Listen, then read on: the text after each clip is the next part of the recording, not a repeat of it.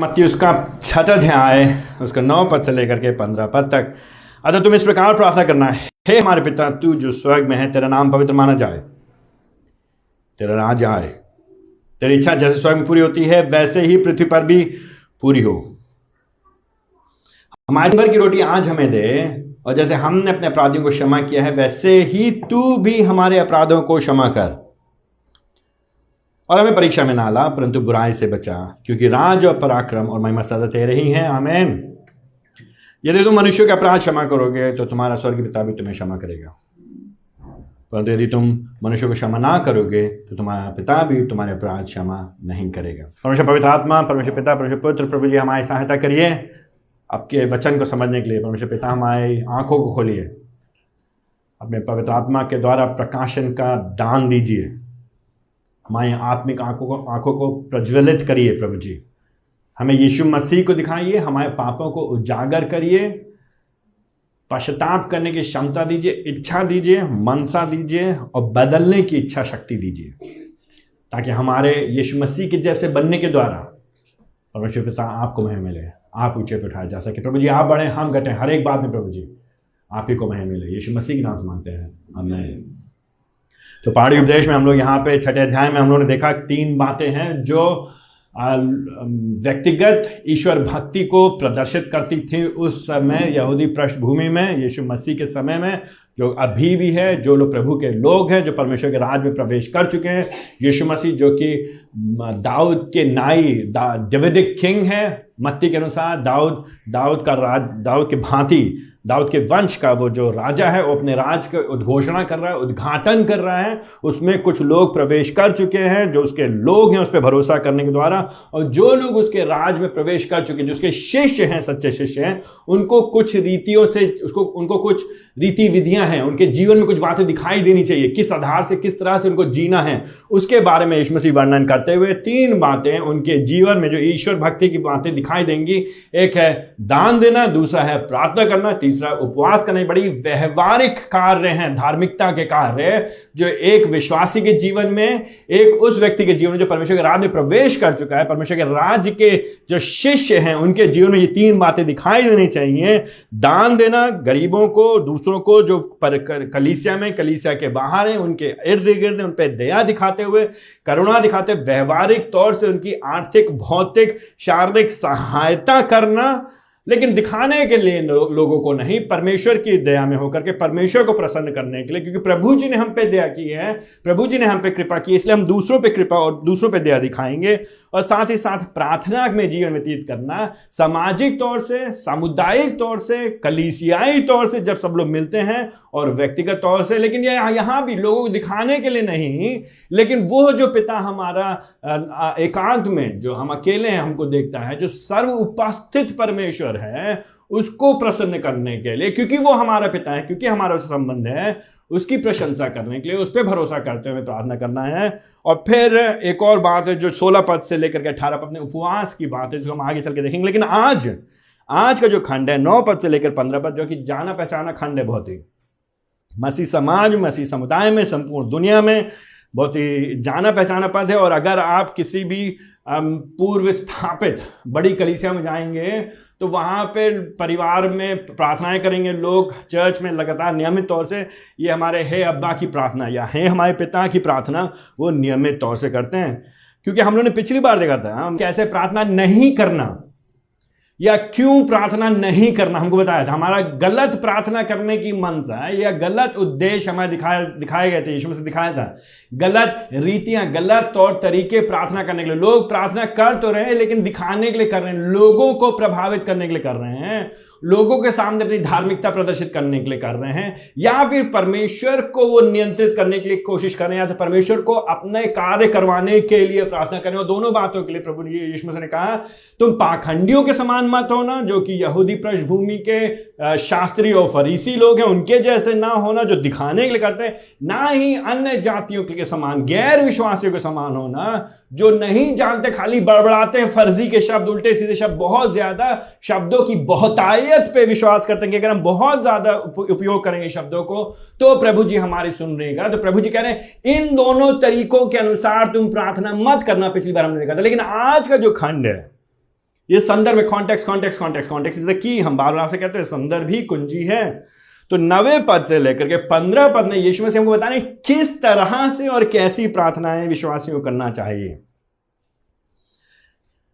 6ठे अध्याय में 5 पद से लेकर 8 पद में किस तरह से नहीं करना चाहिए और क्या नहीं करना चाहिए, क्यों नहीं करना चाहिए प्रार्थनाएं। 6ठे अध्याय के 9 पद से लेकर 15 पद में कैसे हमें प्रार्थना करना चाहिए, किस तरह से करना चाहिए, क्या रीति होनी चाहिए, ढंग क्या होना चाहिए प्रार्थना करने का। एक बात को ध्यान रखिएगा, जब हम लोग हे हमारे पिता की बात करते हैं, यहां पे जो प्रार्थना जाने पहचाने आती है इस टाइटल से, इस टाइटल से, शीर्षक से, हे हमारे पिता ना, हे हमारे अब्बा, हाँ, यह हमारे पिता की जो प्रार्थना है 9 पद से लेकर के विशेष तौर में 13 पद तक की, 9 से 13, यह एक मंत्र नहीं है, ये जादुई मंत्र नहीं है, ये है ना।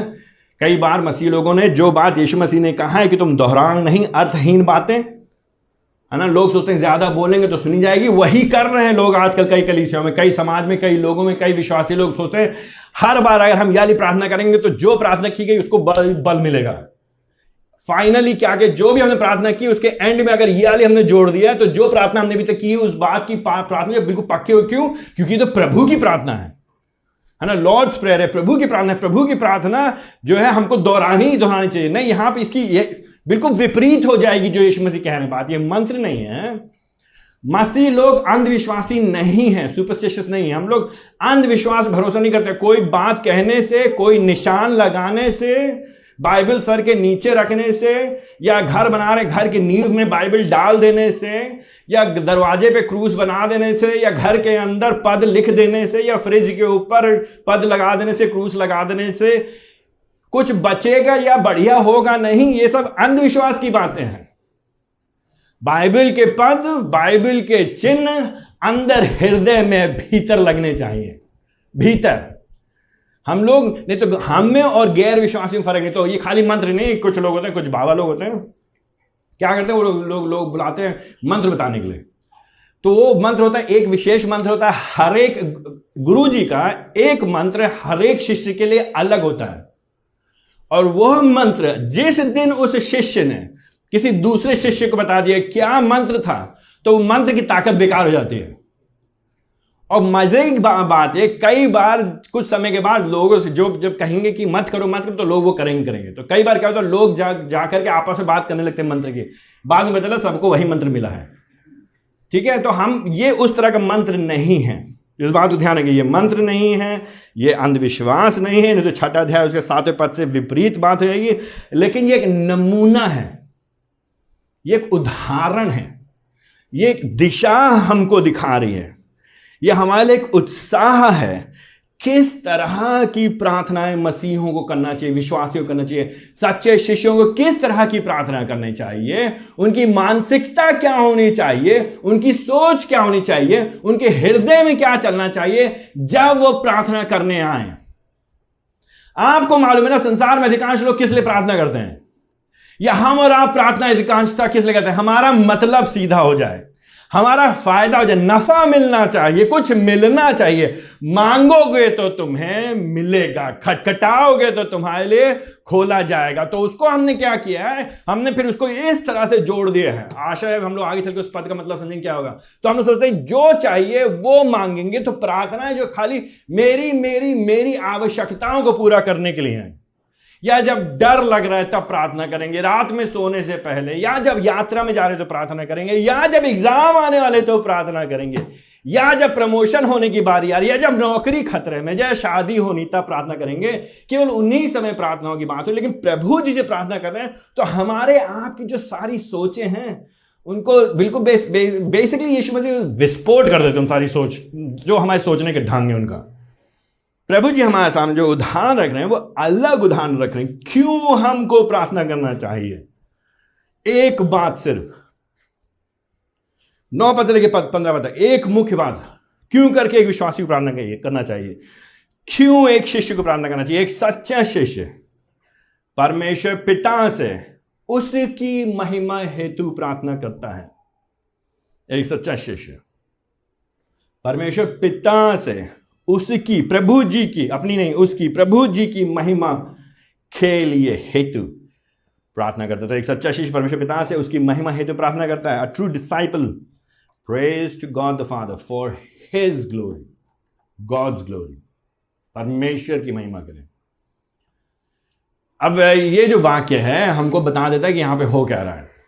मेरी महिमा नहीं, मेरे फायदे के लिए नहीं, परमेश्वर को मैनिपुलेट करने के लिए नहीं, परमेश्वर को तोड़ने मरोड़ने के लिए नहीं, बाध्य करने के लिए नहीं कि नहीं प्रभु जी दोगे कैसे नहीं, सुनो कैसे नहीं प्रभु जी, हम उपवास करेंगे, 40 दिन उपवास करेंगे, हो नहीं सकता, आप करेंगे नहीं जो हमें चाहिए मकान चाहिए, मिलेगा कैसे नहीं प्रभु जी, मिलेगा, बिल्कुल मिलेगा, नौकरी मिलेगी कैसे नहीं।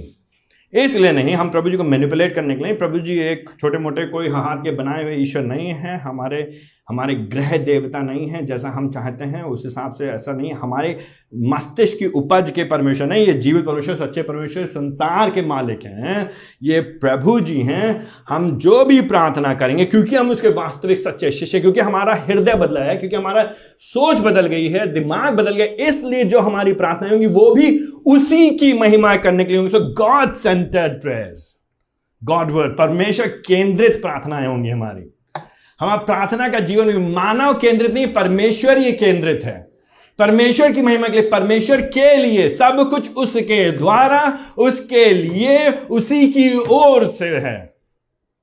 हमारा बस चले, सब कुछ मेरे द्वारा, मेरे लिए, मेरी ओर से, मेरे लिए है ना, ये हमारी मानसिकता है। इसीलिए तो हम प्रार्थना करते हैं, इसीलिए तो हम चर्च जाते हैं, इसीलिए तो हम यीशु मसीह पीछे चलते हैं, इसीलिए तो हम यीशु मसीह की आराधना करते हैं कि हमको सब कुछ मेरे लिए, मेरे समय पे, मेरे अनुसार, मेरी इच्छा के अनुसार, मेरी सहूलियत के लिए, मेरे फायदे के लिए, मेरे नफा के लिए, मेरे अच्छे के लिए, मेरे भलाई के लिए, मेरी बढ़ोतरी के लिए, मेरी उन्नति के लिए, मैं मेरे लिए सब कुछ सही हो। लेकिन नहीं, जो मसीही है, जो सच्चा शिष्य है, जो प्रभु की प्रार्थना के अर्थ को समझेगा, जो लॉर्ड्स प्रेयर को वास्तव में समझ जाएगा, वो ये समझ जाएगा कि अगर मैं वास्तव में शिष्य हूं तो मैं परमेश्वर पिता से, वो मेरा पिता है, उसकी महिमा हेतु प्रार्थना करूंगा।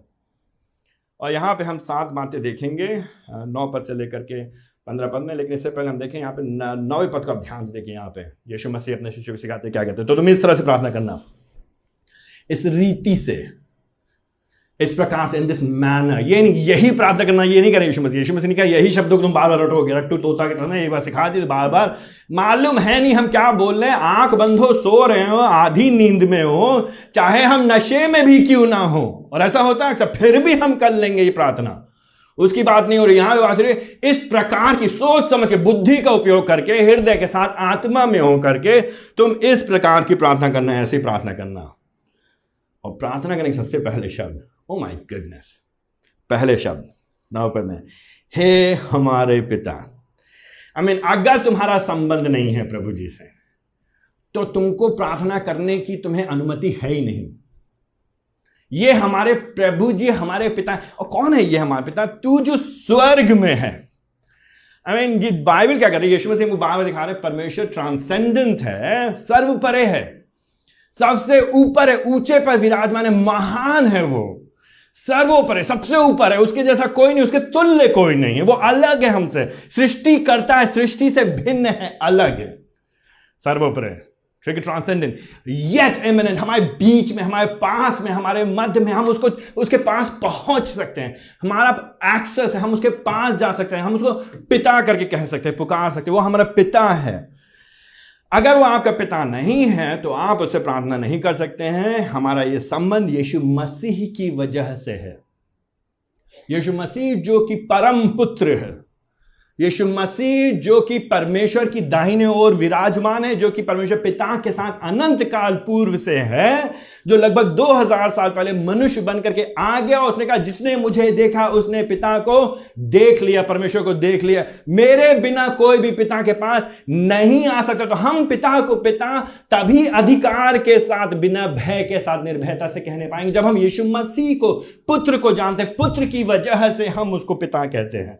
और हमारा एक नजदीकी संबंध है, एक आत्मीयता है, एक निकटता है, जो लूका उसका 11 अध्याय में पहले पद से लेकर 4 पद में, वहां पे जो शब्द इस्तेमाल किया गया वो अरामी भाषा में अब्बा शब्द इस्तेमाल किया, जो अभी भी हम लोग भारत में उर्दू और अरबी भाषा में इस्तेमाल किया था। अब्बा एक निकटता को दिखाता है, एक जो औपचारिकता है वो उसको दूर करते हुए, एक बहुत ही निकट संबंध है प्रभु जी। तो प्रभु जी से हमारा निकट संबंध है, इसलिए नहीं कि हम बहुत अच्छे हैं, इसलिए नहीं कि हमने कमाया है, इसलिए नहीं कि हम इस योग हैं, इसलिए नहीं कि हमारे दादा परदादा अच्छे थे या हमारे माता पिता ने हमको अच्छी शिक्षा दी थी। इसलिए यीशु मसीह ने जो हमारे पापों के खातिर हमको पापों से छुड़ाने के लिए, मत्ती उसका पहला अध्याय, वो अपने लोगों को उनके पापों से उद्धार करेगा। वो यीशु मसीह जो कि इम्मानुएल है, परमेश्वर हमारे साथ है। ये दाऊद की वंश का राजा इम्मानुएल, परमेश्वर हमारे साथ जो आ गया, जिसने हमको हमारे पापों से छुड़ाया है, पापों की क्षमा के लिए अपने आप को बलिदान कर दिया, उस पर भरोसा करने से हमें पापों की क्षमा मिलती है। उसकी वजह से, बिकॉज ऑफ हिम, ये बात को समझ जाइएगा। आपका रीति रिवाज नहीं, आपका चर्च नहीं, सत्यवचन चर्च नहीं, सत्यवचन चर्च कुछ नहीं, नथिंग। पास्टर हर्ष की वजह से नहीं, हमारी वजह से कुछ नहीं, यीशु मसीह की वजह से। यीशु मसीह हमको और आपको परमेश्वर पिता के पास लेकर के आते हैं और ये अधिकार देते हैं। हम कहते हैं, हे हमारे पिता, तू जो स्वर्ग में है, तो तू जो सर्व अधिकारी है, तू जो ऐसी जगह पे विराजमान है जो कभी टलेगा नहीं। प्रभु जी, पृथ्वी टल जाएगी, आज और कल बदल जाएगा, सब कुछ हट जाएगा, ये दुनिया जाती रहेगी, लेकिन परमेश्वर का सिंहासन अटल है। सरकारें बदल जाएंगी, लोग बदल जाएंगे, तानाशाह आएंगे चले जाएंगे, राजा आएंगे चले जाएंगे, लेकिन ये जो हमारा पिता है वो स्वर्ग में रहेगा। तो चाहे जैसी मुसीबत हो आपके जीवन में, चाहे जैसी परिस्थिति हो आपके जीवन में, चाहे जितना भी उतार चढ़ाव हो रहा हो आपके जीवन, बेरोजगारी हो, बीमारी हो, दिक्कत हो, परेशानी हो, कठिनाई हो, लोग आपको छोड़ दिए, आप अकेलापन महसूस कर रहे हो, लेकिन आपका पिता जो स्वर्ग में, वो तो है ही है वहां पे, और वो आपसे प्रेम करता है, वो आपको छोड़ेगा नहीं। जब आप कहेंगे हे मेरे पिता, तो वो सुनेगा आपकी। उसके कान हमेशा तैयार है अपने बच्चों की सुनने के लिए।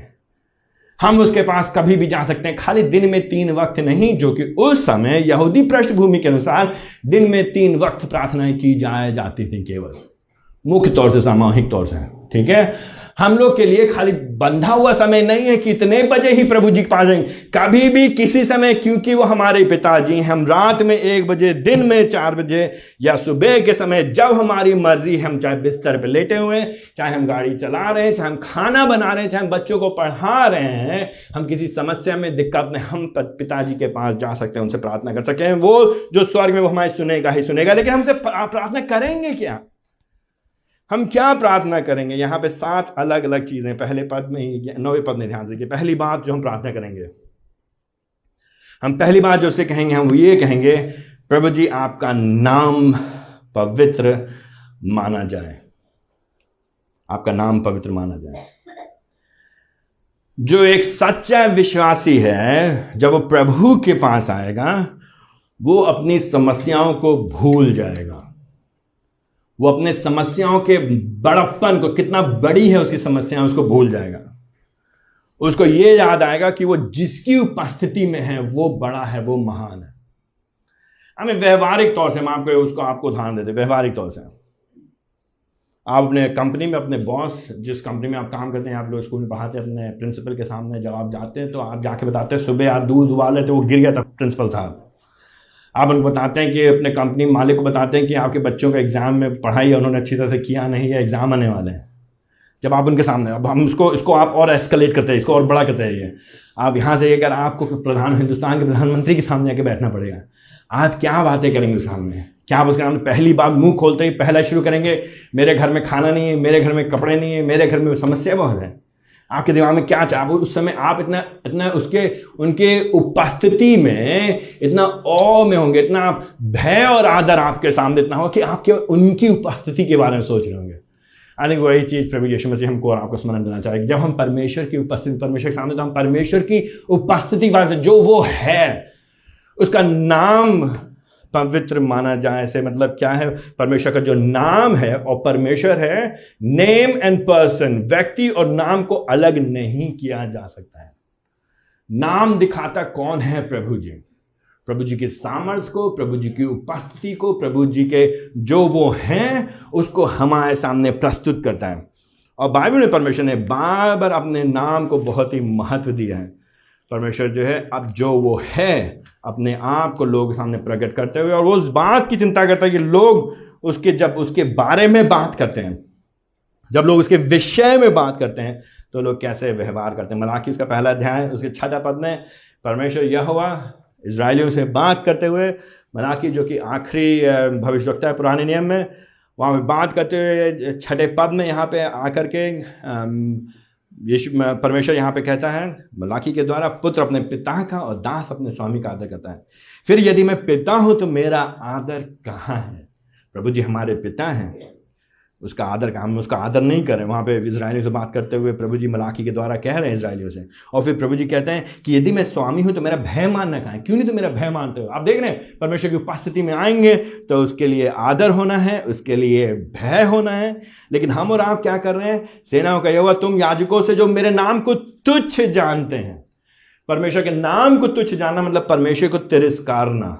मैं यही बात पूछता हूँ, तुम मेरे नाम को तुच्छ जानते हो, मुझे तिरस्कार, तुमको मेरे नाम को आदर देना चाहिए, तुमको मेरे नाम को पवित्र मानना चाहिए। पवित्र यहाँ पे माने बात कॉन्सिक्रेट करना, अलग करना, अलग ठहराना, पृथक करना। यह नाम, ये उचित नाम है, ऊंचा नाम है, सिद्ध नाम है। मतलब ये व्यक्ति सिद्ध है, ये परमेश्वर सिद्ध है, इसको हल्के में नहीं लिया जा सकता। दूसरे शब्दों में खिलवाड़ मत करो प्रभु जी के साथ। प्रभु जी पे एहसान मत दिखाओ जब उसकी उपस्थिति में आते हो। यह मत सोचो तुमने अपनी जिम्मेदारी पूरी कर दी रविवार को उसके लोगों के साथ संगति करके, या हफ्ते के बीच में 5 मिनट प्रार्थना करके बाइबल पढ़कर, या महीने में जो तुमको तनख्वाह मिली उसमें थोड़ा सा पैसा निकाल करके। एहसान नहीं दिखाओ अपनी आराधना में, बल्कि सौभाग्य मानो जब तुमको उसकी आराधना करने का अवसर मिलता है, जब तुमको उसकी उपस्थिति में बैठने का अवसर मिलता है, जब तुम्हें उसके लोग साथ संगति करने का अवसर मिलता है। तो भय के साथ, आदर साथ का, प्रभु जी आपका नाम तो पवित्र है। अरे सब चलता है, सब चलता है। नहीं, सब चलता नहीं है, चलेगा नहीं भैया। भैया आप हल्के में मत लीजिए। हम और आप, हमारे आपके साथ समस्या है, हम प्रभु जी को छोटा बहुआ बौना परमेश्वर मानते हैं, इसलिए हम परमेश्वर के नाम को पवित्र नहीं मानते। यहां पे इसलिए यीशु मसीह कह रहे हैं इससे पहले तुम प्रार्थना करो, इससे पहले तुम कुछ और करो। भाई तुम्हारे दिमाग में पहली बात, वो तुम्हारा पिता है, वो जो स्वर्ग में, इसलिए उसका नाम पवित्र माना जाना चाहिए, वो जाना जाए। तुम्हारे हृदय में वेदना होनी चाहिए जब तुम परमेश्वर के नाम को तिरस्कारते हुए देखते हो। क्या आपको बुरा लगता है? हमको और आपको बड़ा बुरा लगता है हमारा नाम खराब होता है। हम और आप लोगों से मेरा नाम खराब नहीं होना चाहिए भाई। हम तो बच्चों से कहते, बच्चों मेरा नाम मत खराब करना। क्या जब परमेश्वर के नाम की अवहेलना होती, परमेश्वर के नाम को तुच्छ जाना जाता समाज में, क्या हम और आप दुखी होते, निराश होते, चिंतित होते, या हम सोचते भी नहीं उसके बारे में? क्योंकि हम सीमित हैं केवल अपनी इच्छाओं के लिए, अपने नाम के लिए, अपने परिवार की आवश्यकताओं में फंसे हुए हैं। प्रभु जी हमसे आप कह रहे हैं हमारी आपकी पहली प्राथमिकता, हमारी आपकी पहला प्रश्न, हमारे आपकी पहली चिंता क्या है? प्रभु जी आपका नाम पवित्र माना जाए।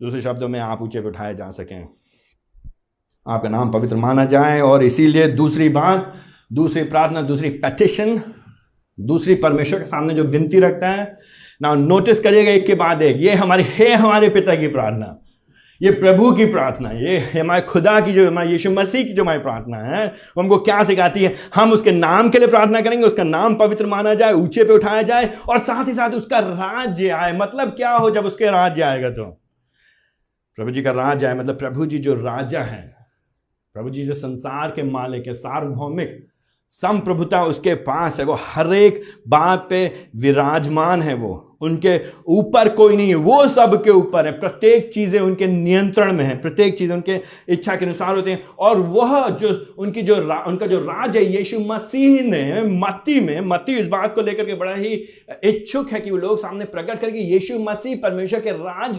जिसके बारे में घोषणा की गई थी पुराने नियम में कि परमेश्वर का राज्य आने वाला है, मसीहा आएगा। ये मसीहा के आने के साथ इस राज्य का शुभारंभ हो गया है। तो राज्य हो गया तो मतलब क्या? अगर राज्य है तो राजा है तो फिर वो नियंत्रण करेगा। तो जब आप अपनी आंखें उठा करके देखते हैं अभी इस पृथ्वी पे, तो एक मायने में ऑलरेडी बट नॉट येट, ये भी सिद्धांत आपको याद रखना है, हो चुका परंतु अभी नहीं, हो चुका परंतु अभी नहीं। इसलिए जिसमें प्रार्थना है ये काफी अपने स्वभाव में एस्केटोलॉजिकल है, मतलब आगे आने वाले समय को ध्यान में रखते हुए, अंत के समय को ध्यान में रखते हुए ये प्रार्थना केवल अभी के लिए नहीं है, लेकिन भविष्य में प्रभु के कार्य जो पूरा होगा उसको ध्यान में रखते हुए ये प्रार्थनाएं हैं। तो यहाँ पे प्रभु जी हमको याद दिला रहे, कह रहे हैं प्रभु जी का राज्य आए। जो दूसरी बात के लिए हम और आप पेटिशन करेंगे, हम और आप विनती करेंगे, विनय के प्रभु जी अपना राज लेकर के आइए। अरे राज यहाँ तो गया है ऑलरेडी, बट नॉट इट, हो चुका परंतु अभी नहीं, आरंभ हो गया। यीशु मसीह आ गए, यीशु मसीह राजा, उनका राजा का शुभारंभ हो गया। लेकिन हम और आप प्रार्थना करेंगे कि जब तक संपूर्णता से, पूरी तरह से उसका राज ना आ जाए, तो हम प्रार्थना करते हैं। इसीलिए हम लोग क्या कहेंगे यीशु मसीह के साथ, हम लोग पौलुस के साथ, हम लोग यूहन्ना के साथ मिलकर क्या कहेंगे, हे प्रभु यीशु तू वापस आ, मारानाथा, प्रभु जी आप आइए, आप अपना राज्य लेकर के आइए। जब हम अपनी आंखों को उठाते तो हम देखते हैं इस दुनिया में दुख है, दर्द है, परेशानी है, बीमारी है, कठिनाई है, ऊंचा, कुछ लोग अपने आप को ऊंचा समझते हैं, दूसरों को नीचा दिखाते हैं, बुराई कर रहे हैं, अत्याचार है, इतना असमानता है, इनइक्वालिटी है, इनजस्टिस है, अन्याय इतना समाज में, कैसे दूर होगा ये? कैसे करें? नई सरकार आके ठीक करेगी, या हमको एक नए आंदोलन की जरूरत है, या हमें किसी नए नेता की जरूरत है? नहीं, हमें प्रभु जी की जरूरत है। प्रभु जी आपका राज्य आए। और जब प्रभु जी का राज्य आएगा, जो अभी इस समय आत्मिक है, आंतरिक है, अदृश्य है, आत्मिक है, आंतरिक है, अदृश्य है और व्यक्तिगत है। ठीक है, प्रभु का राज्य जो इस समय आंतरिक है, आत्मिक है, अदृश्य है और व्यक्तिगत है, एक दिन प्रभु जी का राज्य बाहरी होगा, भौतिक, शारीरिक, भूगोलिक होगा, और वो लोगों को दिखाई देगा, और वो संपूर्ण पृथ्वी पे होगा। एक दिन नई पृथ्वी होगी, एक दिन नया आकाश होगा, एक दिन नया जेरूसलम ऊपर से नीचे उतरेगा, और यीशु मसीह ही परमेश्वर के ओर से संसार पे राज्य करेंगे। तब ना रोना होगा, ना दांत पीसना होगा, ना कोई आंसू होंगे, ना कोई समस्या, कठिनाई होगी। जो उसके लोग हैं उनके आंसू पोंछ दिए जाएंगे। तो हम और आप क्या प्रार्थना करेंगे? प्रभु जी आपका राज्य आए, मेरा राज्य नहीं, मेरी महिमा नहीं, मेरा काम नहीं, लेकिन प्रभु जी आपका नाम। क्यों? क्योंकि जब प्रभु जी का राज आएगा तो फिर क्या होगा? 10वें पद में तीसरी बात, तब आपकी इच्छा पूरी होगी। तो तीसरा पेटिशन, परमेश्वर आपकी इच्छा पूरी हो। तो तीसरी विनती, पहली विनती प्रभु आपका नाम पवित्र माना जाए। दूसरी विनती प्रभु जी आपका राज्य आए। प्रकाशित 22वां अध्याय उसका 20वां पद, पहला कुरिन्थियों का 16 अध्याय उसका 22वां पद। फिर तीसरी विनती प्रभु जी आपकी इच्छा पूरी हो, आपकी इच्छा पूरी हो। ये बहुत कठिन प्रार्थना है करने के लिए। ये तीनों प्रार्थनाएं एक मायने में आरंभ की बड़ी कठिन है, क्योंकि हम और आप इतना सेल्फ सेंटर्ड, मी सेंटर्ड, मी, हम इतना मैं हूं ना, हम इतना मैं और मेरा, मेरी समस्या, मेरी दिक्कत, मेरी कठिनाई, मेरी परेशानी, मेरे को कोई समझता नहीं है, मेरे को कोई जानता नहीं है, मेरे से कोई प्यार नहीं करता है, मेरी कोई सुनता नहीं, मेरे कोई पूछता नहीं, मेरे को कोई अहमियत नहीं देता, मेरी तो कोई अहमियत ही नहीं, मेरी तो कोई इज्जत नहीं है, मैं तो कुछ हो ही नहीं, या मैं ही सब कुछ हूं, मैं जो चाहूं वही करूंगा, मेरी इच्छा पूरी होगी, मैं जो चाहूंगा वो करूंगा, मैं अपनी मर्जी पूरा करूंगा, मैं अपना भोकाल जमाऊंगा, मैं जो चाहूंगा वही करवा करूंगा। या तो दोनों दो, इधर सेल्फ पिटी में चले जाएंगे, स्वयं, अरे मैं बेचारा, या तो मैं सब कुछ हूं। दोनों में समस्या क्या है? मैं ही मेरा फायदा, मेरी इच्छा। क्योंकि हम लोग इतना ये मैं का चश्मा लगा के रखते हैं ना, मोटा वाला चश्मा, मैं का चश्मा लगा के रखते हैं, तो हमको कुछ और दिखाई नहीं देता है। प्रभु जी हमसे कह रहे हैं, भाइयों बहनों, तुम सच्चे शिष्य हो कि नहीं? तुम्हारा नया जन्म हुआ है कि नहीं? तुमने पाप क्षमा पाया है कि नहीं पाया? तुम्हारा हृदय बदला कि नहीं है? पत्थर का हृदय निकाल के मांस का हृदय दिया गया कि नहीं? तुम्हारे भीतर पवित्र आत्मा वास करता है कि नहीं करता? तो मैं का चश्मा हटाओ, प्रभु जी आपका चश्मा लगे, तो फिर हम कहेंगे प्रभु जी आपकी इच्छा पूरी हो। प्रभु जी मैं कौन हूं? प्रभु जी आप चाहें तो हमको जिंदा रखे, जिस दिन चाहे प्रभु हमको अभी मार दीजिए, इसी समय आप ले जाइए, जब मेरा काम खत्म प्रभु जी मैं आपके साथ, आपकी जो इच्छा हो वो पूरी हो। प्रभु जी इसको कहने के लिए हमको और आपको एक नया जिगर चाहिए, एक नया हृदय चाहिए, एक नया इच्छा चाहिए अंदर से, भीतर से। प्रभु जी आपका राज आए और प्रभु जी आपकी इच्छा पूरी हो। लेकिन उसकी किस तरह की इच्छा पूरी होगी? अरे जैसी इच्छा स्वर्ग में पूरी होती है वैसे भी वो यहां पृथ्वी पूरी हो। ओह माय गुडनेस, स्वर्ग में उसकी इच्छा कैसे पूरी होती है? सेल्फ एक्सप्लेनेटरी, आप खुद समझ सकते हैं। इसके लिए आपको बहुत पढ़ा लिखा होने की जरूरत नहीं है। परमेश्वर के वचन जो है ना, इस परमेश्वर के वचन स्वतः में स्पष्ट है। परमेश्वर के वचन को पढ़ाने के लिए पंडितों की जरूरत नहीं है। परमेश्वर के वचन को पढ़ाने कोई बहुत ज्यादा पहुंचे हुए पास्टरों की जरूरत नहीं है, कोई बहुत गुप्त बातें नहीं है। सिंपल, साधारण, आम आदमी परमेश्वर के वचन को समझ सकता है। तो जब आप पढ़ते हैं परमेश्वर, यहाँ पे क्या लिखा है? यहाँ पे ये लिखा है, प्रभु जी आपकी इच्छा जैसे स्वर्ग में पूरी होती है। तो स्वर्ग में प्रभु जी की इच्छा अविरल, बिना रुकावट के, हमेशा बिना कोई उसमें अटूटता के साथ लगातार प्रभु जी की महिमा होती रहती है। कोई उसमें हिकअप्स नहीं होते, उसमें कोई हिचकियां नहीं आती हैं प्रभु जी की इच्छा में, अरे ये छूट गया। नहीं, स्वर्ग में प्रभु जी विराजमान है, प्रभु जी उपस्थित हैं, प्रभु जी जो चाहते हैं, प्रभु जी जो करते हैं, वो उसकी इच्छा पूरी होती है। और पृथ्वी भी भाई एक मायने में प्रभु जी की इच्छा पूरी होती है। जब प्रभु जी की इच्छा में विल ऑफ गॉड की बात करती है, परमेश्वर की इच्छा के बारे में बात करते हैं, तो धर्म वैज्ञानिक लोग, ईश्वर वैज्ञानिक लोग जो वचन को पढ़ते हैं, लोग बात करते हैं प्रभु जी की इच्छा एक जो है उसकी जो उसकी इच्छा नैतिक इच्छा है, नैतिक इच्छाएं जो हम और आपको उसने प्रकट कर दिया गया है, मॉरल विल, जो उसने अपने वचन में बता दिया कि झूठ ना बोलो, चोरी मत करो, मेरी आराधना करो, एक दूसरे प्रेम करो, जो उसने प्रकट कर दिया, वो तो इच्छाएं उसकी हमको दिखा दी गई, वो उसको पूरी होने में अभी भी दिक्कत है, हम लोग नहीं करते हैं। लेकिन जो उसकी जो प्रीसेप्ट, जो उसके वो जो डिक्रीज हैं, जो उसकी राजाज्ञा है, जो निर्देश है इस दुनिया के इतिहास को लेकर के क्या हो रहा है, वो तो पूरी होंगी उसकी इच्छा के अनुसार।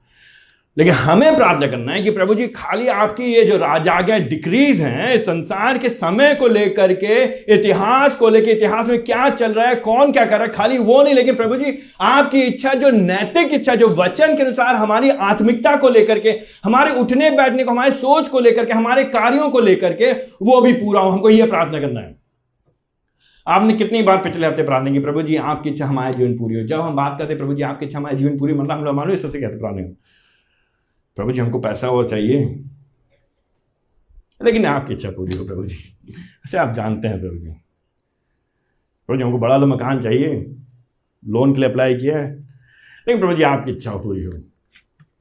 पिछली बार हमने कब प्रार्थना किया? प्रभु जी आपकी इच्छा ये है कि मैं ईश्वर भक्ति में बढ़ूं, प्रभु जी आपकी इच्छा पूरी हो।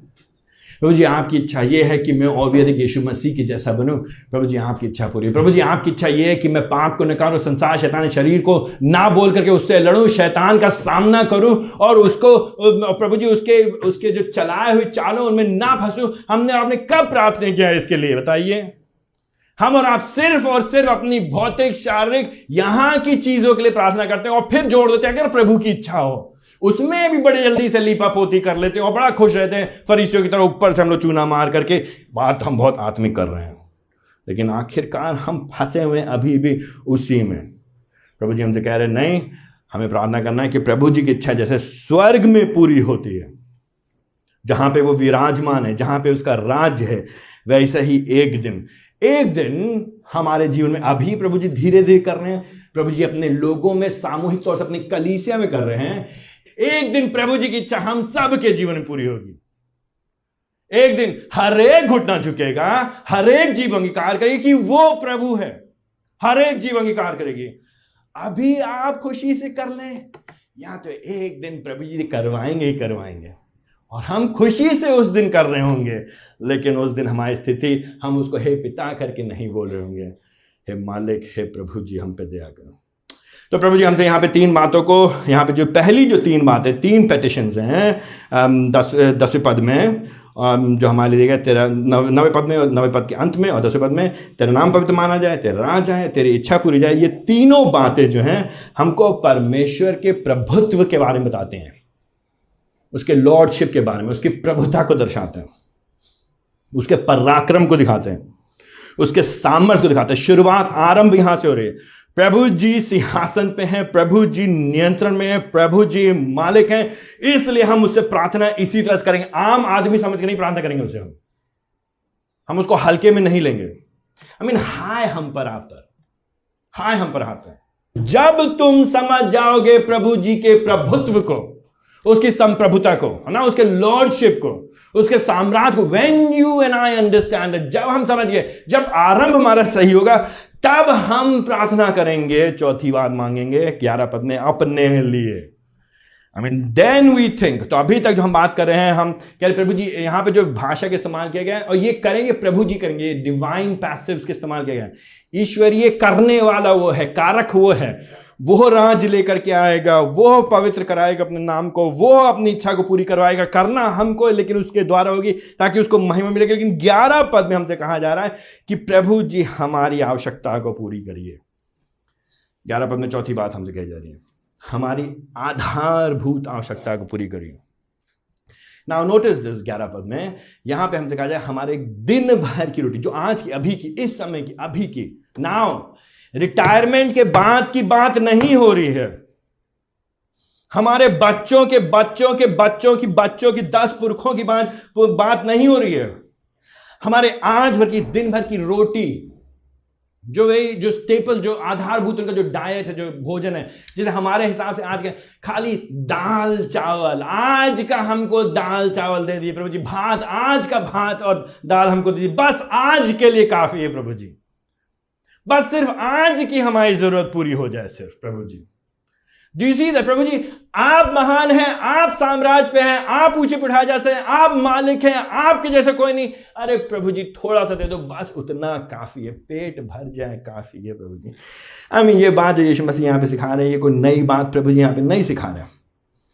नीति वचन उसके 30वें अध्याय में, 30वां नीति वचन, नीति वचन 30 उसके 7 पद से आगे वहां पे क्या लिखा है? यहाँ पे नीति वचन 30 में लिखा है, मैंने ये बातों की 2 बातों की याचना की है, मेरे मरने से पहले मुझे देने से मुंह ना मोड़।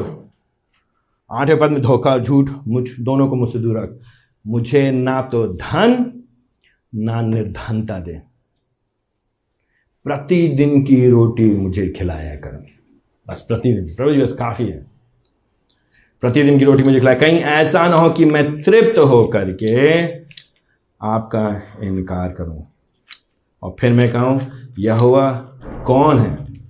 कहीं ऐसा ना हो कि मैं घटी में पड़ करके चोरी करूं और अपने परमेश्वर का नाम कलंकित करूं। हमको आपको क्या ध्यान है, हमको आपको क्या चाहिए? आज की रोटी। पहले तुम उसका छठा अध्याय, पहले तुम उसका छठा अध्याय उसके 6 पद में क्या लिखा है? 1 चैप्टर 6 परंतु संतोष सहित भक्ति वास्तव महान कमाई, क्योंकि ना तो हम संसार में कुछ लेकर के आए हैं, ना यहां से कुछ लेकर आएंगे। 8वां पद, हमने आज तक किसी के घर में, किसी के फ्रिज में ये वाला स्टिकर लगा हुआ नहीं देखा है। आज तक हमने किसी को ये वाले पद कैलेंडर लगाए हुए नहीं देखे हैं। क्या लिखा है यहां पे 8वां पद? यदि हमारे पास भोजन और वस्त्र है तो इन्हीं से हम संतुष्ट हैं प्रभु जी। काफी है प्रभु जी, अगर हमारे पास भोजन है और हमारे पास वस्त्र है तो हम संतुष्ट हैं। 9वां पद, आई मीन ये पद आइए हम लोग इसको फ्रेम करा करके अपने चर्च में सबको बंटवा दें। 9वां पद, क्योंकि जो धनवान होना चाहते हैं वे प्रलोभन, फंदे में अनेक मूर्खतापूर्ण और हानिकारक लालसा में पड़ जाते हैं, जो मनुष्य को पतन तथा विनाश के गर्त में गिरा देती हैं। 10वें पद, क्योंकि धन का लोभ सब प्रकार की बुराइयों को जड़ है, कुछ लोगों ने इसके लालसा में विश्वास से भटक कर अपने आप को अनेक दुखों से छलनी बना दिया। 11 पद, परंतु हे परमेश्वर के जन, तुम इन बातों से भागो तुम। आई मीन भागो तुम, दूर विपरीत दिशा में, उल्टी दिशा में 180 डिग्री यू टर्न लो। मत पड़ो पैसे के चक्कर में, मत मांगो समृद्धि, मत मांगो और धन, मत मांगो और पैसा, बस आज की रोटी प्रभु जी काफी है।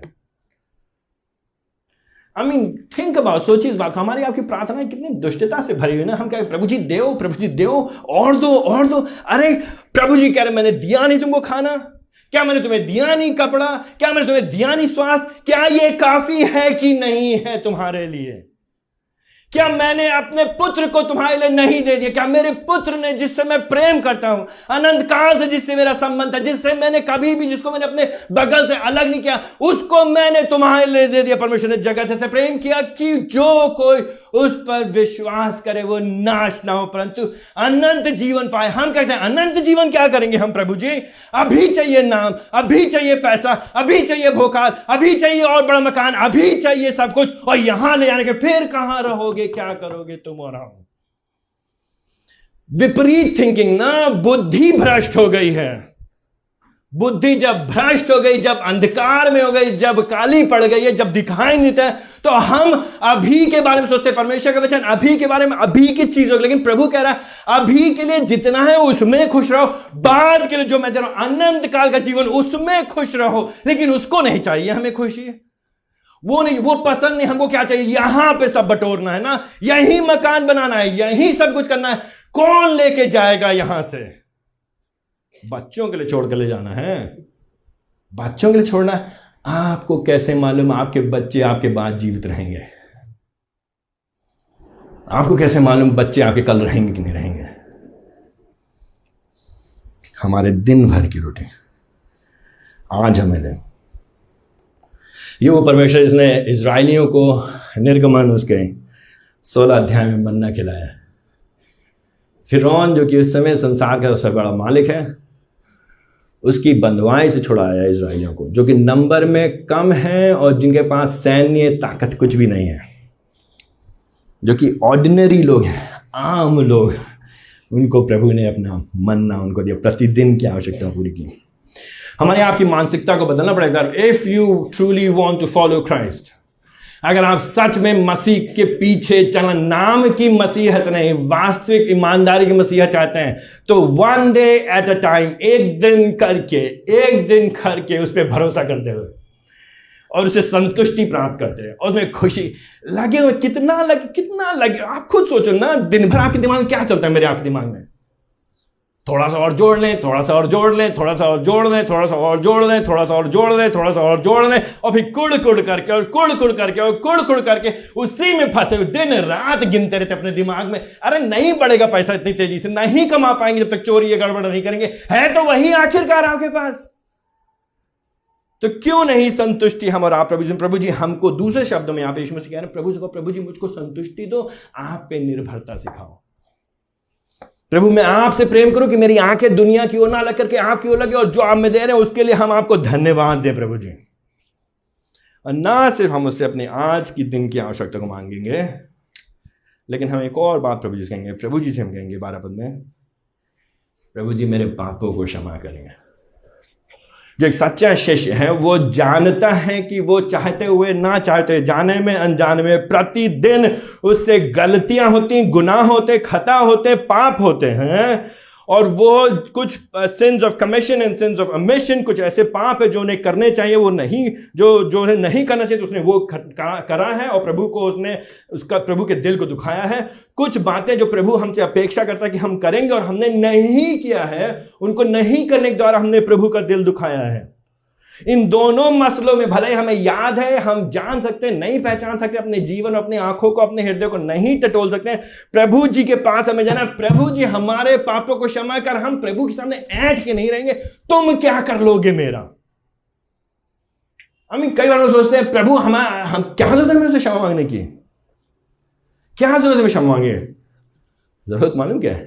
क्योंकि वो प्रभु हम मनुष्य हैं, क्योंकि वो सिद्ध है हम असिद्ध हैं, क्योंकि हम और आप निरंतर पाप करते। नहीं मैं तो नहीं करता हूं पाप, आपका ये मुंह से शब्द निकलना ही दिखाता है कि आप इतने पाप में सड़े हुए हैं कि आपको दिखाई भी नहीं दे रहा कि आपके अंदर सड़ाहट है। कई बार लोगों के पास बैठते हैं ना, लोगों के मुंह से गंदी बदबू आती है, कमरे में 4 लोगों को बदबू आ रही है, उनको लगता ही नहीं उनके मुंह से बदबू आ रही है। यह है हमारी आपकी पाप की स्थिति। हमको नहीं समझ में आता है कि बदबू हमारे अंदर, हमको नहीं समझते, हम समझ में आता है कि हमारे अंदर पाप है। हमको प्रभु से कहना है, प्रभु जी हम पे दया करिए, प्रभु जी मेरे पापों को जाकर के show me my sins lord, प्रभु जी मेरे पापों को दिखाइए। अगर आप अभी भी सोचते हैं कि आपके अंदर पाप नहीं और आपको पापों की क्षमा की आवश्यकता नहीं है, तो मैं अभी आपसे विनती, प्रभु जी मेरी आंखों को खोलिए, उसके सामने रोइए, उसके कहिए प्रभु जी मुझे मेरे पापों को दिखाइए। जितना अधिक हम प्रभु के नजदीक आते हैं उतना अधिक हमें उसकी पवित्रता दिखाई देती है। जितना अधिक हम उसके पास आते हैं, हम देखते हैं वो सिद्ध परमेश्वर है, और जितना अधिक हम देखते हैं वो सिद्ध परमेश्वर, उतना अधिक हम देखते हैं कि हम दुष्ट व्यक्ति प्राणी हैं, हम पापी हैं। हम अपने पापों को देख करके लजाते हैं, पापों को मांगने, क्षमा मांगने में नहीं लजाते हैं, वो मूर्खता है।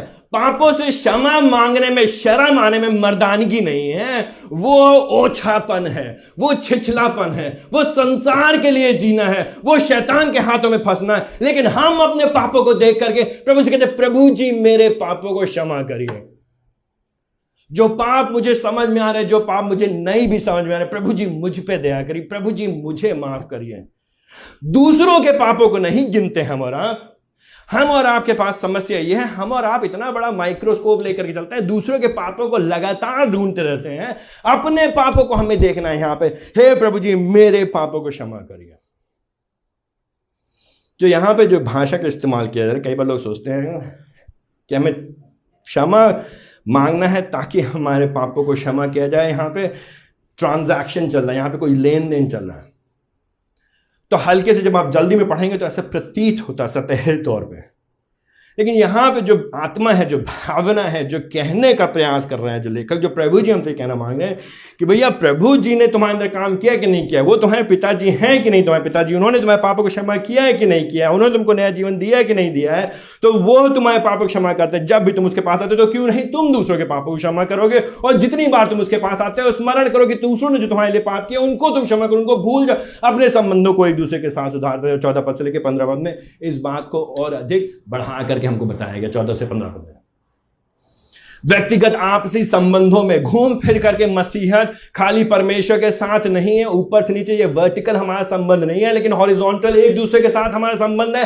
प्रभु के साथ संबंध दिखाना बड़ा आसान है, कमरे में बैठ के बाइबल पढ़ लेना बड़ा आसान है, चेक डाल देना बड़ा आसान है, पैसा दे देना बड़ा आसान है, प्रभु जी के लिए गाने गा लेना और आराधना कर लेना, लेकिन बड़ा मुश्किल है एक दूसरे से संबंध बना के रखना, बड़ा मुश्किल है एक दूसरे को क्षमा करना, बड़ा मुश्किल है। क्यों? क्योंकि हम और आप इतना दुष्टता में फंसे हुए हैं, अपने घमंड में फंसे हुए हैं कि किसी ने मेरे लिए 6 साल पहले, 2 महीने पहले, 2 घंटे पहले कर दिया, हम उसकी अगली पुस्तक याद रखेंगे। इसीलिए तो रंजिश होती है, इसीलिए तो बाप की गलती बेटे पे निकाली जाती है, इसीलिए तो हम लोग सालों साल लग जाते हैं एक दूसरे को माफ नहीं कर पाता। लेकिन प्रभु जी हमसे कह रहे हैं तुम अपने पापों को के लिए क्षमा मांगो और दूसरे के पापों को क्षमा करो। ये साथ में चलेंगे। एक ही सिक्के के 2 पहलू हैं। मसीही लोग घमंडी नहीं हो सकते, मसीही लोग अपने हृदय में दूसरे के लिए बदले की भावना लेकर के नहीं रह सकते। रात गई बात गई, पुरानी बात पुरानी होगी, भूल जाओ, माफ करो, खत्म करो, हो गया। सवेरा हुआ, नया दिन हुआ, उससे प्रेम करो, क्योंकि प्रभु जी तुमसे, तुम्हारी और मेरी दुष्टताओं के बाद उनसे प्यार करता है।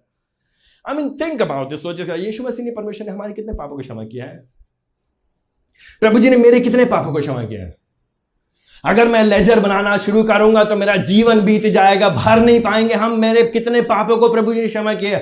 मेरी दुष्टता, मेरे विरोध, मेरे विद्रोह, मेरी बगावत, मेरी गद्दारी, मेरा हर एक जीवन, दिन का उठना बैठना सोचना, मेरी बातों से और मेरे देखने में हर एक में पाप का प्रभाव पाया जाता है। उस पवित्र परमेश्वर के सामने मैंने कितना विद्रोह किया, लेकिन वो मेरे सारे पापों को क्षमा करता है।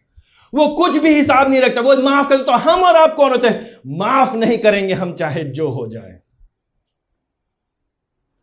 जब तक वो मेरे पैर आकर के नहीं पड़ेगा, जब तक वो मेरे पैरों पे आकर के मेरे जूते को छुएगा नहीं, जब तक वो मेरे जूते के फीते को बांधेगा नहीं, मैं उसको माफ नहीं कर सकता। नहीं भैया, आप उसके लिए मत इंतजार करिए, आपकी जिम्मेदारी, मेरी जिम्मेदारी, हम माफ करेंगे और हम आगे बढ़ जाएंगे। क्यों? क्योंकि प्रभु जी ने हमें क्षमा किया।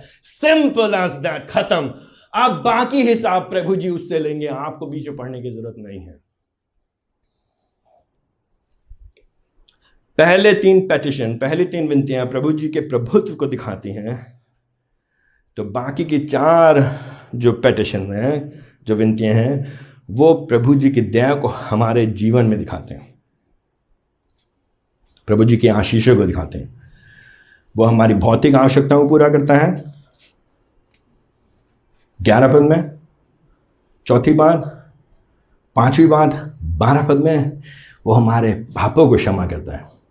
तो इसके लिए हम प्रार्थना करेंगे। लेकिन 6ठी बात 13 पद के शुरुआत में हम प्रभु जी से प्रार्थना करेंगे कि परीक्षाओं में हम बने रहें। प्रभु जी, फॉर परसिवियरेंस इन ट्रायल्स, प्रभु जी हमको परीक्षाओं में बनाए रखें। तो जब यहाँ पे लिखा है हमें परीक्षा में ना ला, तो ये जो जीवन है, जीवन में हमको मालूम है परीक्षा में ना ला का कहने का अर्थ यहाँ पे कि परीक्षा तो जो आएंगी तो आएंगी, जीवन में आएंगी परीक्षाएं, लेकिन वो परीक्षाएं प्रलोभन में ना बदल जाएं और हम हार ना जाएं उन परीक्षाओं में। याकूब उसका पहला अध्याय उसका 13 पद याद है आपको? याकूब उसका पहला अध्याय।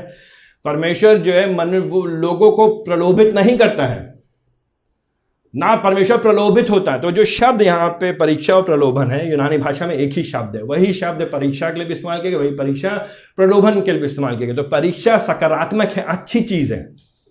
तो यहाँ पे होना चाहिए हमारी परीक्षा मतलब हमें प्रलोभन में ना लाए, यहाँ पे होना चाहिए प्रभु जी हमको प्रलोभन में, लेकिन हमारे प्रभु जी हमको परीक्षा, हमारे जीवन परीक्षा तो आएंगी भाई। गरीबी परीक्षा है, बीमारी परीक्षा है, बच्चे जब अनादर करते हैं, अनाज्ञाकारी करते हैं, वो परीक्षा है। समाज हमको तिरस्कारता है, वो परीक्षा। जब हमारे पास कम है, पैसा कमी है, घटी है, वो परीक्षा है। जब हमारे सामने वासनाएं होती हैं, वो परीक्षा है। जब हम काम वासना से लड़ते हैं, वो परीक्षा है। किसी ने हमारी बुराई कर दी, उनसे हम कैसे बदला लें, वो परीक्षा है। लेकिन बहुत जल्दी वो प्रलोभन में बदल देती जब हम बदला लेना चाहते हैं। बहुत जल्दी वो परीक्षा प्रलोभन बदल जाती जब हम उसमें कुछ अपनी इच्छाओं को पूरा करना चाहते हैं। So from testing, trials and testing to temptation, है ना। ट्रायल्स एंड टेस्टिंग अच्छी चीज है, प्रभु की ओर से आती है, हमारे विश्वास को पुख्ता करती, मजबूती के है। लेकिन टेम्पटेशन प्रभु जी लेकर के नहीं आते, प्रलोभन प्रभु जी लेकर के नहीं आते हैं।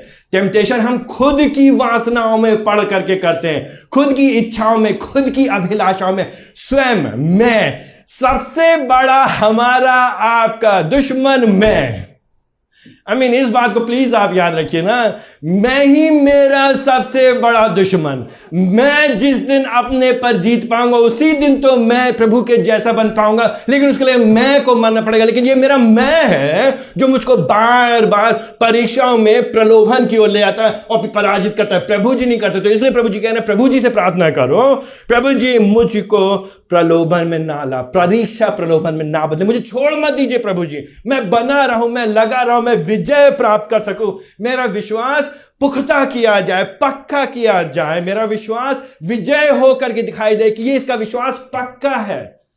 ये पैसे के लिए यीशु मसीह के पीछे नहीं आया है, ये ऐसी अर्जी फर्जी नौकरी के लिए ईसाई नहीं बन गया है, ये यीशु मसीह के पीछे शादी के लिए नहीं आया है, ये यीशु मसीह के पीछे इसलिए नहीं कि लोग इसकी इज्जत करेंगे। यीशु मसीह के पीछे इसलिए आए क्योंकि यीशु मसीह सच्चा प्रभु है। चाहे रोटी मिले चाहे ना मिले, चाहे कपड़ा मिले चाहे ना मिले, चाहे मकान मिले चाहे ना मिले, हम यीशु मसीह की आराधना करेंगे जीवन पर्यंत, अंत तक के। चाहे कुछ मिले ना मिले, यीशु मसीह प्रभु है। चाहे जैसी परीक्षा है, प्रभु जी ले लो जो भी परीक्षा है, लेकिन छोड़ना नहीं मेरा हाथ प्रभु जी। प्रभु जी हारने मत देना परीक्षा में, मुझे विजयी रखना। और सबसे अंतिम बात, प्रभु जी हमको बुराई से बचाइए, बुराई से या दुष्ट से बचाइए। बुराई और दुष्ट दोनों एक ही सिक्के के दो पहलू हैं।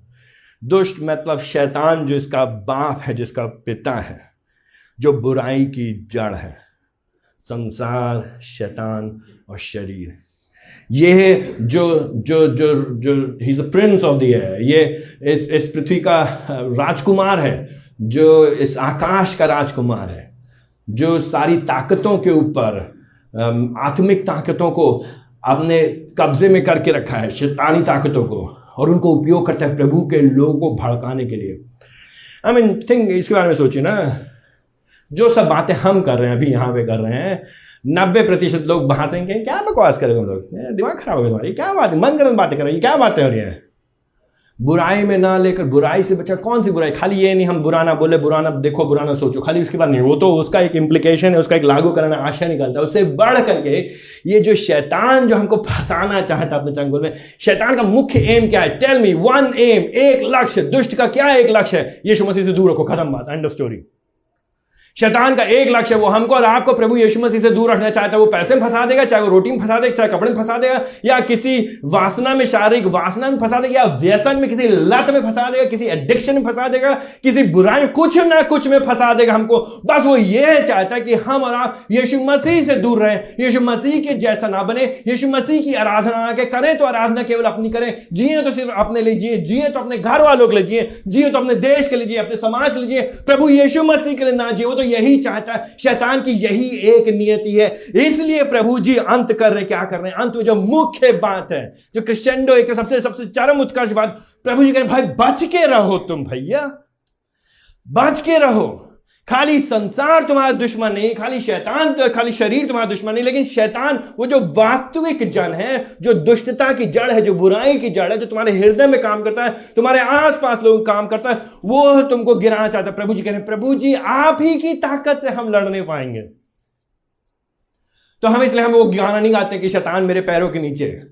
शैतान बहुत ताकतवर चीज है, उसको हल्के मत लीजिए। ये मत सोचिए कि आप वो जो डांट देंगे, डबका देंगे, वो दुम दबा करके भाग जाएगा। शैतान ताकतवर है, वो वास्तविक जन है, वास्तविक शक्ति है। पिछले 2000 साल से कलीसिया को परेशान करके रखा है, उससे पहले प्रभु के लोगों को हजारों सालों से परेशान करके रखा है। तो हम और आप किस खेत की मूली हैं जो उसको अपने पैरों के नीचे दबाएंगे? लेकिन प्रभु की दया से, प्रभु की मदद से, जो हमारे भीतर है वो ज्यादा ताकतवर है उससे कहीं बढ़ करके जो बाहर है।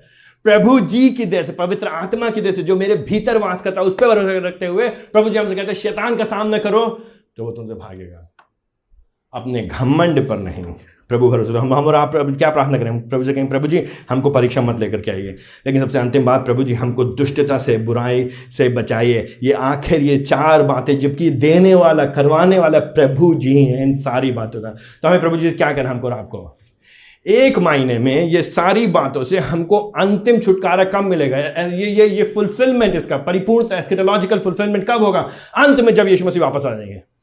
एक दिन हम पाप के दंड से तो छूट चुके हैं, हम पाप के प्रभाव से प्रतिदिन छूटते चले जा रहे हैं, एक दिन हम पाप की उपस्थिति से छूट जाएंगे। भविष्य में, फ्यूचर, इन द फ्यूचर, एक दिन, ऑलरेडी बट नॉट येट, एक दिन हो जाएगा। उस दिन के लिए हम अभी लगे रहेंगे उस पर भरोसा करते हुए। तो आप और हम क्या प्रार्थना करेंगे फिर?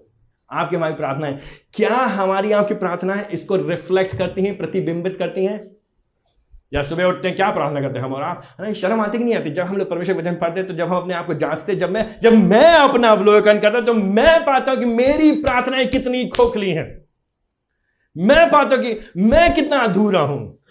मैं पाता हूं कि मेरी समझ परमेश्वर के लिए, के वचन को लेकर के, वो जो है हमने उसके औ को, उसकी भयानकता को, उसके जो आदर के साथ जो भयानकता है, उसको मैंने भी समझा ही नहीं है। मैंने अभी हमें समझा नहीं। अभी जो नदी पे हम लोग, जो समुद्र के किनारे, अभी हम किनारे जो खाली छपाके मार रहे हैं अपने पैरों से, अभी हम गहराई में पहुंचे ही नहीं हैं। हमको तैरना ही नहीं आता, हम जा ही नहीं सकते, हम डूब जाएंगे। हमारे अंदर हिम्मत नहीं, हमारे अंदर चाहत नहीं, हमारे अंदर इच्छा नहीं। प्रभु जितना महान परमेश्वर है, हमको और आपको जब हम प्रार्थना करने आए तो हमें अपनी उथली, अपनी खोखली, छूछी, अधूरी, हल्की प्रार्थनाओं को बंद करना है। प्रभु जी से हमें ये कहना बंद करना है, प्रभु जी खाली मेरी जरूरतों को पूरी करो। प्रभु जी आपका राज्य आए, प्रभु जी आपका नाम ऊंचे पे उठाया जाए। प्रभु जी बस थोड़ा बहुत दे दो, काम चल जाएगा। प्रभु जी जो आप देंगे हम धन्यवाद के साथ ले लेंगे। प्रभु जी हम संतुष्ट हैं, लेकिन हमारी सिर्फ इच्छा ये है प्रभु जी कि हम परीक्षा पे विजय पाएं। सबसे बड़ी इच्छा प्रभु जी हमको शैतान से बचा के रखिए, क्योंकि प्रभु जी हम आपके साथ रहना चाहते हैं। मालूम है शैतान आपके पीछे पड़ा है, हमारे पीछे पड़ा है। हमारी कलीसिया में प्रति सप्ताह पति पत्नी के बीच में जवान लोग, चाहे इंटरनेट की पोर्नोग्राफी, इंटरनेट की अश्लीलता, उल्टी सीधी बातें, गलत संबंधों में, पैसे को लेकर धोखाधड़ी, व्यसन को लेकर के, अलग अलग लतों को लेकर के, अलग अलग एडिक्शन को लेकर के, अपने काम में बेईमानी को लेकर के, अपने आलस में लेकर के, एक दूसरे के साथ संबंधों में बुराई को लेकर के। आपको मालूम है कितनी दुष्टता में हम और आप जब वचन को सुनने के बाद नहीं बचने पाते हैं, तो जब हम नहीं समझे तो क्या होगा? हमको आपको बड़ा सावधान, सचेत रहना भाइयों बहनों। मेरी आपसे विनती है, घमंड मत करिए कि हम बहुत अच्छे हैं, वचन सुनते हैं। प्रार्थना करिए, प्रभु जी हमको नम्र करिए। प्रभु जी हमारे पापों को उजागर करिए। प्रभु जी हम पे अपनी दया दिखाइए। प्रभु जी हमको अपने निकट लेकर के आइए। प्रभु जी हमको यीशु मसीह के जैसा बनाइए। प्रभु जी अपने आप को महिमान्वित करिए, आपका नाम पवित्र माना जाए। आइए प्रार्थना करें। प्रभु जी हमारी सहायता करिए, हम सच में आपके नाम को पवित्र मानने के लिए समर्पित हो सके। प्रभु जी हम वास्तव में आपके राज्य की ललाहित रहें, के आने के लिए ललाहित रहें। प्रभु जी सच में हम आपकी इच्छा को पूरी होते देखने बाद अपने जीवनों में, अपनी कलीसिया में, परिवारों में। प्रभु जी सच में हम संतुष्ट होकर के केवल आज की आवश्यकताओं के लिए खुश रहें। प्रभु जी हमें एक दूसरे को क्षमा करने में सहायता करिए, क्योंकि आप हमारे पापों को क्षमा करते हैं। प्रभु जी हमें प्रलोभन से बचा के रखिए और परीक्षाओं में हमें विजय प्रदान करिए प्रभु जी। प्रभु जी हमें दुष्ट से और दुष्टता से बचा के रखिए, ताकि प्रभु जी हर एक बात में आपको ही मिले, ताकि प्रभु जी केवल आप ऊंचे पे उठाया जा सके, ताकि प्रभु जी आप महिमान्वित हो सकें, ताकि प्रभु जी आप बढ़ें मैं घटूं। यीशु मसीह के नाम से मांगते हैं, आमीन।